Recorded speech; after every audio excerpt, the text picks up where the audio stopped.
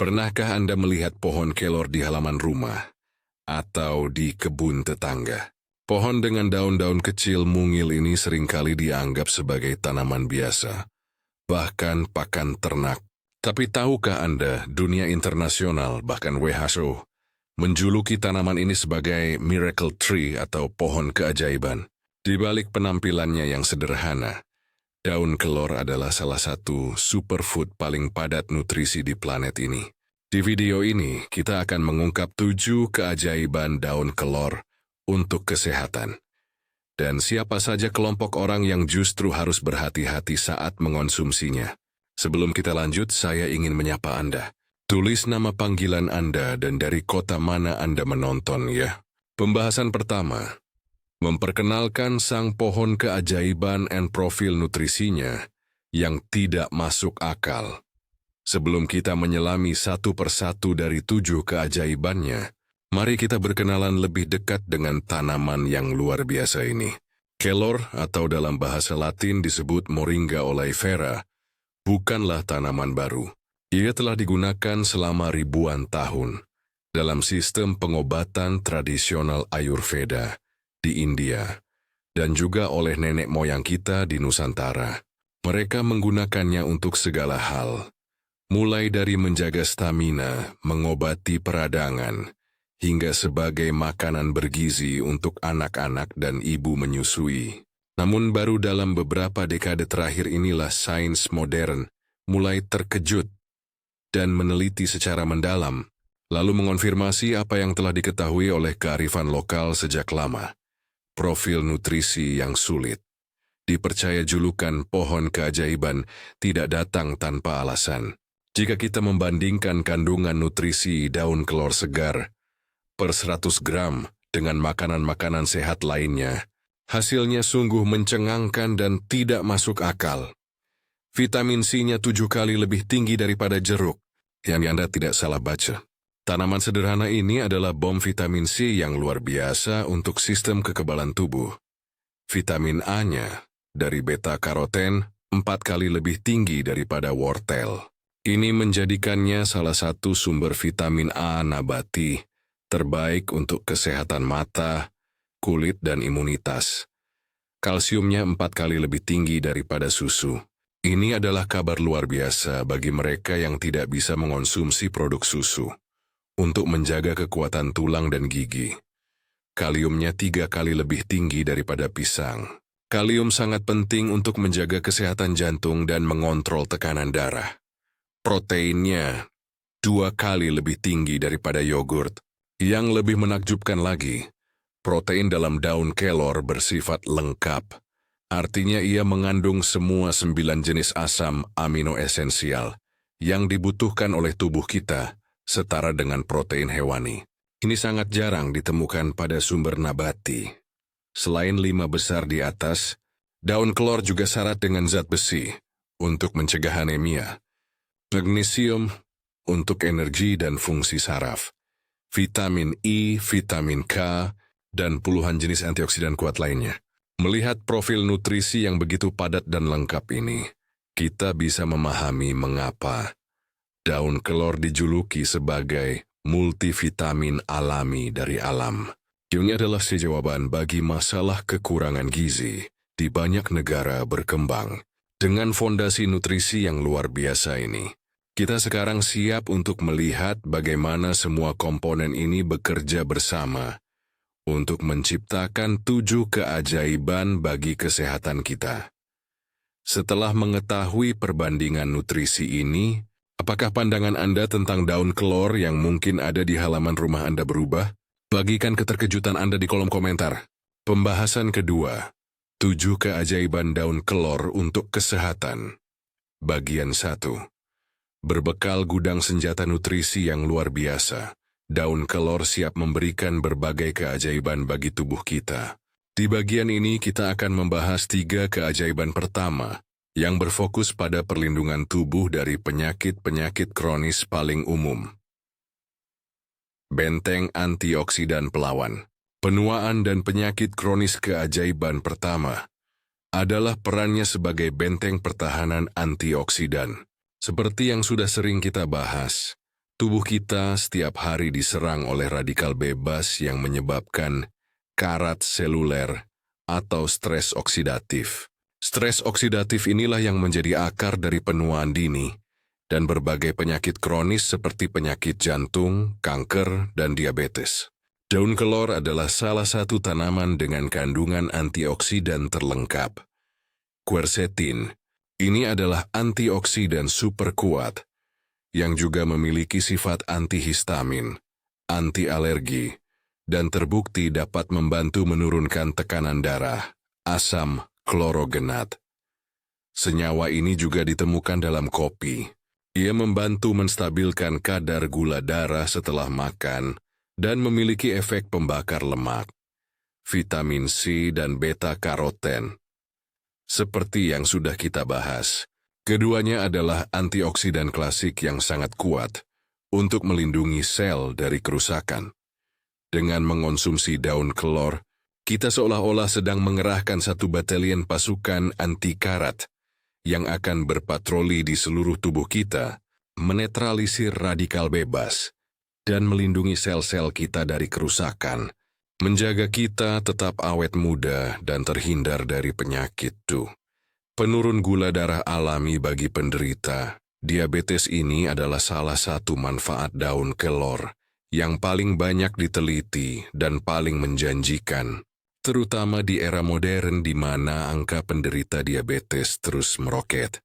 Beberapa penelitian pada hewan dan manusia menunjukkan bahwa daun kelor dapat membantu menurunkan kadar gula darah secara signifikan. Bagaimana cara kerjanya? Mekanismenya dipercaya melalui beberapa jalur. Pertama, daun kelor mengandung senyawa yang disebut isothiocyanat. Senyawa inilah yang memberikan sedikit aroma tajam pada kelor. Isothiocyanate terbukti dapat membantu meningkatkan sensitivitas insulin. Artinya ia membantu sel-sel tubuh agar lebih patuh dan lebih mudah merespons perintah dari hormon insulin untuk menyerap gula dari darah. Ini kauti untuk mengatasi resistensi insulin, yang merupakan akar dari diabetes tipe 2 studi ilmiah.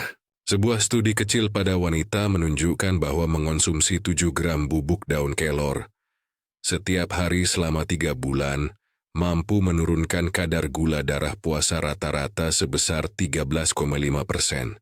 Studi lain menunjukkan bahwa menambahkan 50 gram daun kelor ke dalam makanan dapat mengurangi lonjakan gula darah setelah makan hingga 21%. Meskipun sangat menjanjikan, perlu diingat bahwa daun kelor bukanlah pengganti obat diabetes. Namun, ia bisa menjadi pendamping alami yang sangat baik untuk membantu mengelola gula darah, tentu saja di bawah pengawasan dokter 3. Kekuatan anti peradangan untuk melawan penyakit kronis peradangan atau inflamasi adalah respons alami tubuh terhadap cedera atau infeksi.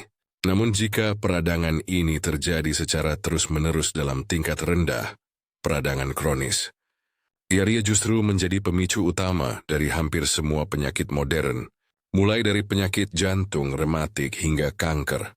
Daun kelor terbukti memiliki sifat antiinflamasi yang sangat kuat, setara dengan herbal-herbal lain seperti kunyit. Siapa pelakunya? Kekuatan anti radang ini lagi-lagi datang dari senyawa isothiocyanat, serta antioksidan lain seperti quercetin dan asam klorogenat. Mereka bekerja pada level seluler untuk menekan produksi molekul-molekul provokator peradangan di dalam tubuh, seperti sitokin-sitokin pro-inflamasi.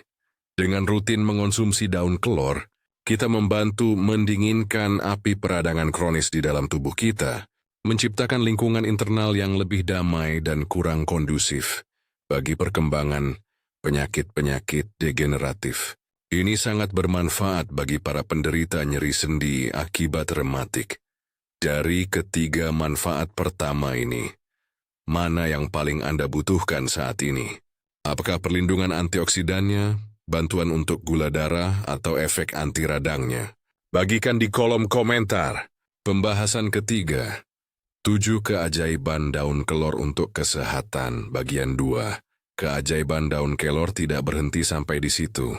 Di bagian ini kita akan membahas 4 keajaiban lainnya yang sangat spesifik dan bermanfaat, dimulai dari untuk kesehatan jantung, hati, ibu menyusui, hingga otak siu, membantu menurunkan kolesterol jahat LDL. Selain gula darah tinggi, kolesterol tinggi adalah masalah lain yang menghantui banyak orang. Beberapa penelitian pada hewan dan manusia menunjukkan bahwa daun kelor memiliki efek yang mirip dengan beberapa makanan penurun kolesterol lainnya seperti oat atau almond. Bagaimana cara kerjanya? Mekanismenya dipercaya merupakan kombinasi dari beberapa faktor. Sifat antioksidannya yang tinggi membantu mencegah oksidasi kolesterol LDL, yaitu proses yang membuat kolesterol menjadi berbahaya dan menempel di dinding arteri. Selain itu, sifat antiinflamasinya juga membantu menjaga kesehatan pembuluh darah. Beberapa penelitian pada hewan juga menunjukkan bahwa kelor dapat membantu mengurangi penyerapan kolesterol dari usus dan meningkatkan ekskresinya. Mengintegrasikan daun kelor ke dalam pola makan sehat untuk jantung adalah sebuah langkah yang sangat cerdas. 5. Pelindung dan pencuci organ hati. Liver hati adalah organ detoksifikasi utama kita yang bekerja tanpa lelah menyaring racun dari darah. Hati sangat rentan terhadap kerusakan akibat obat-obatan, alkohol, dan pola makan yang buruk. Daun kelor menunjukkan potensi yang luar biasa sebagai hepatoprotektif atau pelindung hati. Apa kata penelitian? Penelitian pada hewan menunjukkan bahwa ekstrak daun kelor dapat melindungi hati dari kerusakan yang disebabkan oleh obat-obatan tertentu. Kandungan polifenol dan antioksidannya yang tinggi membantu mengurangi peradangan dan stres oksidatif di dalam hati. Yoya juga dipercaya dapat membantu mempercepat proses regenerasi sel-sel hati yang rusak. Bagi Anda yang ingin melakukan cuci bersih atau detoksifikasi alami bagi organ hati Anda, memasukkan sayur bening kelor ke dalam menu mingguan Anda adalah 6. Meningkatkan produksi ASI bagi ibu menyusui. Inilah salah satu manfaat daun kelor yang paling terkenal dan telah menjadi kearifan lokal di Indonesia selama berabad-abad. Daun kelor dikenal sebagai salah satu galaktagog atau pelancar ASI alami yang paling ampuh. Mengapa begitu efektif? Daun kelor bekerja dengan cara merangsang produksi prolaktin, yaitu hormon utama yang bertanggung jawab untuk produksi air susu ibu. Ditambah lagi profil nutrisinya yang luar biasa padat, kaya akan protein, kalsium, zat besi, dan vitamin, menjadikannya makanan yang sempurna untuk ibu menyusui. ASI yang dihasilkan tidak hanya menjadi lebih banyak, tapi juga diyakini menjadi lebih berkualitas dan kaya akan nutrisi, yang tentu saja sangat baik untuk pertumbuhan bayi. Bagi para ibu yang sedang berjuang dengan produksi ASI, sayur bening daun kelor adalah booster alami yang wajib dicoba. 7. Potensi menjaga kesehatan. Otak keajaiban terakhir adalah manfaatnya bagi organ kita yang paling penting, yaitu otak. Penuaan dan stres oksidatif dapat menyebabkan kerusakan pada sel-sel saraf atau neuron, yang berujung pada penurunan fungsi kognitif dan peningkatan risiko penyakit seperti Alzheimer. Sifat antioksidan dan antiinflamasi dari daun kelor yang sangat kuat juga bekerja untuk melindungi otak.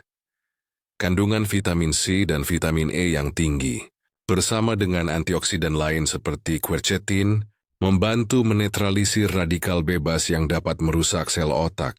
Selain itu, dengan kemampuannya menyeimbangkan beberapa neurotransmitter, seperti serotonin dan dopamin, hormon bahagia, daun kelor juga berpotensi untuk meningkatkan mood, memori, dan mengurangi kecemasan.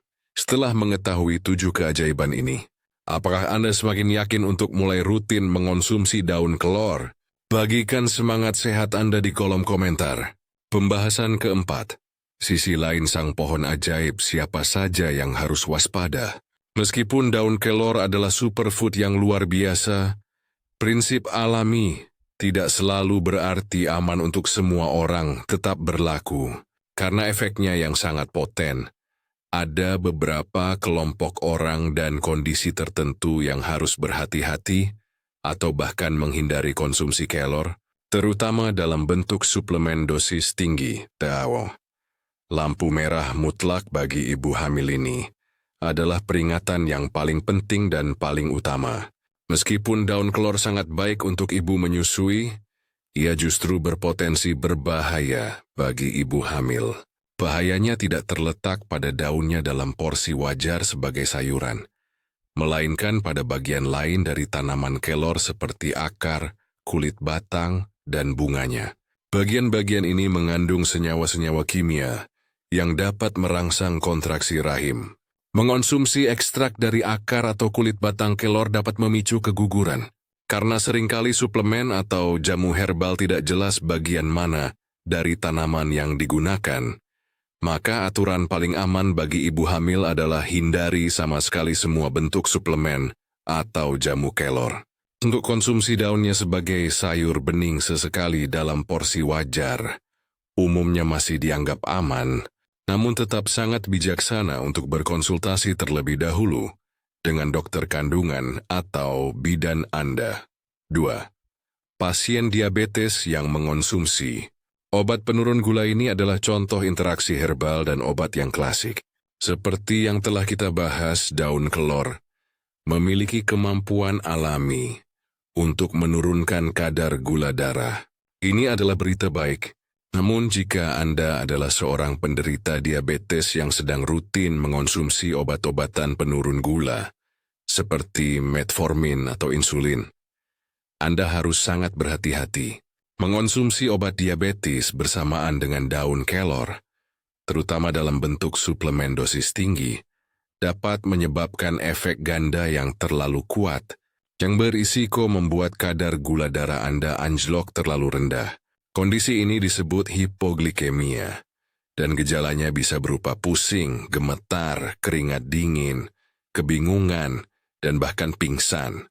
Ini bukan berarti Anda tidak boleh mengonsumsi kelor, tapi Anda wajib melakukannya di bawah pengawasan dokter, yang mungkin perlu menyesuaikan dosis obat diabetes Anda. 3.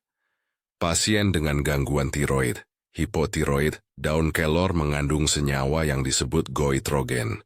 Dalam dosis yang sangat-sangat tinggi, senyawa ini secara teoretis dapat mengganggu fungsi kelenjar tiroid, terutama pada orang yang sudah memiliki kondisi hipotiroid, tiroid yang kurang aktif, dan kekurangan yodium.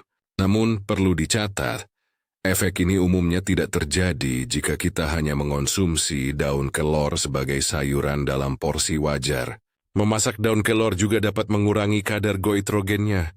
Peringatan ini lebih ditujukan bagi mereka yang ingin mengonsumsi suplemen ekstra kelor dalam dosis sangat tinggi setiap hari. Jika Anda memiliki masalah tiroid, konsultasikan dengan dokter Anda. 4. Orang yang mengonsumsi obat pengencer darah, warfarin. Daun kelor sangat kaya akan vitamin K. Vitamin K adalah vitamin yang dibutuhkan oleh tubuh untuk proses pembekuan darah. Obat pengencer darah seperti warfarin bekerja dengan cara menghambat kerja vitamin K.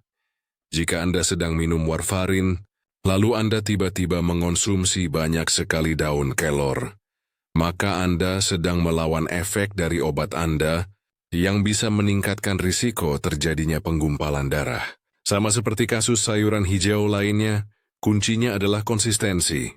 Jangan hari ini tidak makan sama sekali, lalu besok makan kelor dalam jumlah banyak. Jaga asupan vitamin K Anda tetap stabil setiap hari, agar dosis obat Anda bisa diatur dengan tepat oleh dokter. Apakah Anda atau keluarga termasuk dalam salah satu dari kelompok yang harus waspada ini? Pengetahuan ini sangat penting untuk dibagikan. Tulis terima kasih infonya di komentar jika Anda merasa ini bermanfaat. Kesimpulan kita telah menyelesaikan perjalanan kita hari ini, mengupas tuntas keajaiban dari sang pohon kehidupan, daun kelor. Kita dibuat takjub oleh profil nutrisinya yang tidak masuk akal, yang jauh melampaui banyak sayur dan buah populer lainnya. Kita telah mempelajari 7 keajaibannya yang luar biasa, Mulai dari perannya sebagai benteng antioksidan, penurun gula darah dan kolesterol, pelindung hati, hingga pelancar ASI yang legendaris. Namun di sisi lain, kita juga belajar untuk menghormati kekuatannya.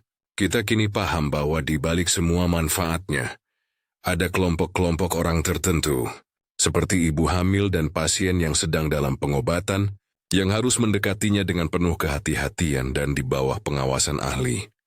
Pesan terakhir dari saya adalah sebuah ajakan. Jika Anda memiliki pohon kelor di halaman rumah Anda, jangan lagi memandangnya sebagai tanaman biasa. Pandanglah ia sebagai sebuah apotek hidup, sebuah toko gizi gratis yang dianugerahkan oleh Tuhan. Manfaatkanlah daunnya. Cara termudah dan teraman adalah dengan mengolahnya menjadi sayur bening. Jangan memasaknya terlalu lama agar nutrisinya tidak rusak. Cukup masukkan di menit-menit terakhir dan masak hingga layu saja. Menambahkan semangkuk kecil sayur bening daun kelor ke dalam menu makan.